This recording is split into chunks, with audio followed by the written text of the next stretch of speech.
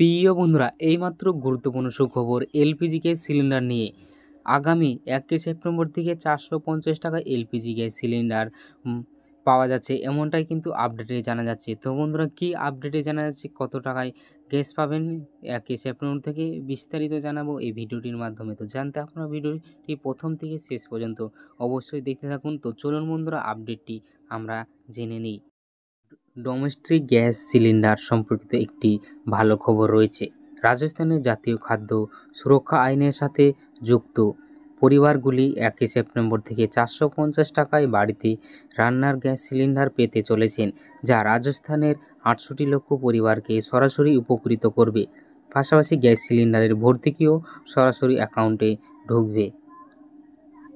এই প্রকল্পের সুবিধা কেবলমাত্র জাতীয় খাদ্য সুরক্ষা আইন, বিপিএল এবং উজ্জ্বলা যোজন সংযোজনধারীরা পাবেন।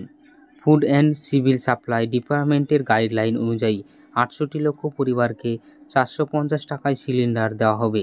কিন্তু এই পরিবারগুলিকে সিলিন্ডার ডেলিভারির টাকা সাধারণ পরিবারের মতোই দিতে হবে। ভর্তুকির টাকা সরাসরি সুবিধাভোগীর অ্যাকাউন্টে ট্রান্সফার করা হবে। তবে ভর্তুকির মাধ্যমে তাদের দিতে হবে মাত্র 450 টাকা প্রতি সিলিন্ডার। তথ্য অনুযায়ী রাজস্থানের জাতীয় খাদ্য সুরক্ষা আইনের অধীনে 1,07,35,000-এরও বেশি পরিবার রয়েছে।